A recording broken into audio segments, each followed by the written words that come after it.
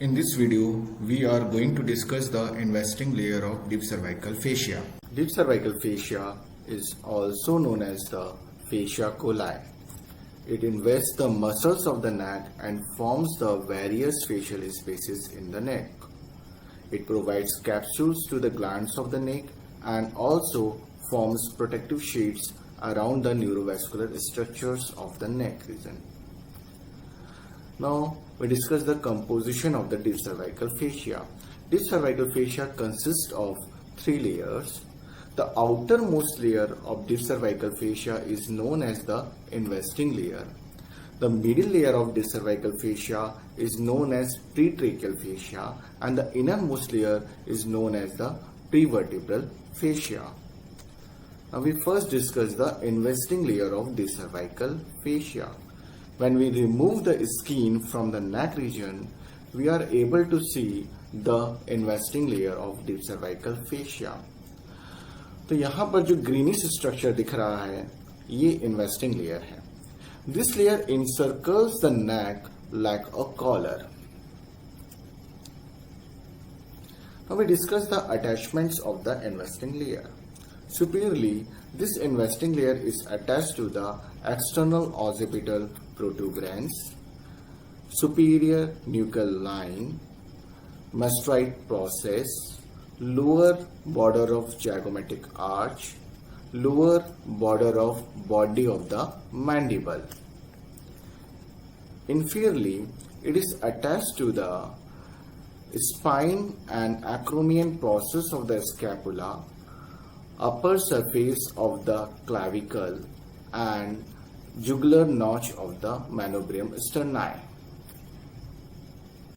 Posteriorly, it is attached to the ligamentum nuchae, which extend from the external occipital protuberance to the spine of 7 cervical vertebra.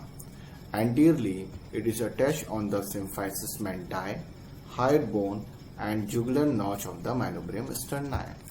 Now we discuss the horizontal tracing of investing layer. Before going to discuss the horizontal tracing of investing layer, I want to discuss the side view of the neck region. तो यहाँ पर पीछे की तरफ आपको एक muscle दिख रही है.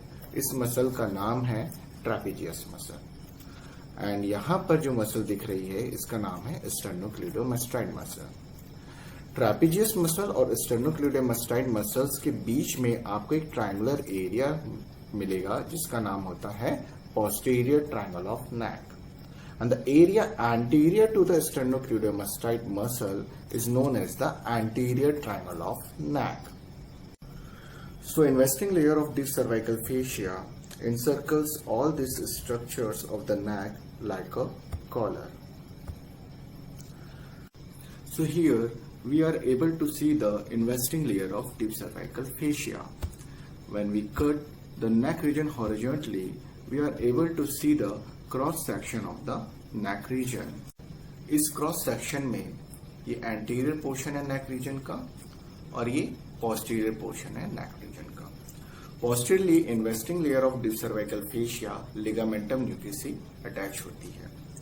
When we trace forward from its attachments to the ligamentum nuchae, this investing layer first split to enclose the trapezius muscle. At the anterior border of trapezius muscle, it again reunites and moves forward as the roof of the posterior triangle. At the posterior border of sternocleidomastoid muscle, it again splits to enclose the sternocleidomastoid muscle. At the anterior border of sternocleidomastoid muscle, it again reunites and finally forms the roof of the anterior triangle of neck. तो इस diagram में आप देख रहे हैं सबसे पहले ये ट्रेपेजियस मसल को इनक्लोज करती है, then roof of the posterior triangle बनाती है, देन अगेन स्टर्नोक्leidomastoid मसल को इनक्लोज करेगी and finally roof of the anterior triangle बनाएगी. Now we discuss the vertical tracing of investing layer. When we trace above, The fascia splits to enclose the submandibular and parotid gland. So first we discuss the investing layer around the superficial part of submandibular gland. This diagram is a coronal section through the superficial part of the submandibular gland. At the lower border of submandibular gland, the investing layer splits into the superficial layer and deep layer. Superficial layer is attached to the lower border of the body of the mandible, while deep layer, after covering the medial surface of the gland, it is attached to the mylohyoid line of the body of the mandible. Now we discuss the investing layer around the parotid gland. This diagram is a coronal section through the parotid gland. At the lower pole of the parotid gland, the investing layer is split into the superficial layer and deep layer. Superficial layer is attached to the lower margin of the zygomatic arch. This superficial layer is blend with the epimysium of the masseter to form a strong parotidomasseteric fascia. Deep layer is attached to the lower border of the tympanic plate and to the tip of the styloid process of temporal bone. This deep layer is thickened to form the stylomandibular ligament, which extends from the tip of the styloid process to the angle of the mandible. When we trace below, the investing layer of deep cervical fascia splits to enclose two spaces, supraesternal space and supraclavicular space.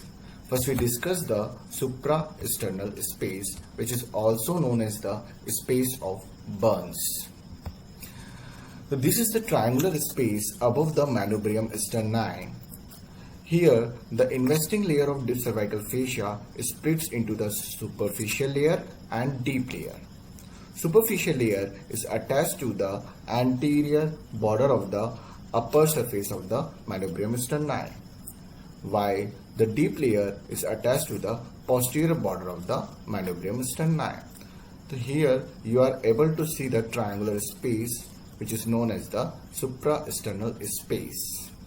This space contains the sternal head of the sternocleidomastoid muscle, jugular venous arch, which connects the anterior jugular vein and interclavicular ligament. Now we discuss the supraclavicular space.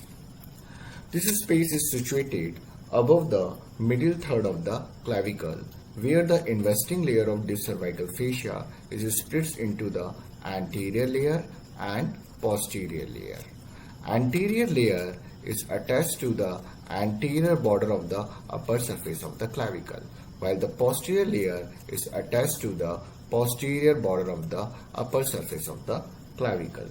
Posterior layer is also encloses the inferior belly of the omohyoid muscle on its way to the clavicle. This space contains the external jugular vein and supraclavicular nerve. Some key points related with the investing layer of deep cervical fascia. When we trace horizontally, this fascia is split twice to enclose trapezius muscle and sternocleidomastoid muscle. It also forms the roof of two triangles, anterior triangle and posterior triangle. When we trace upward, this fascia is split to enclose the submandibular gland and parotid gland.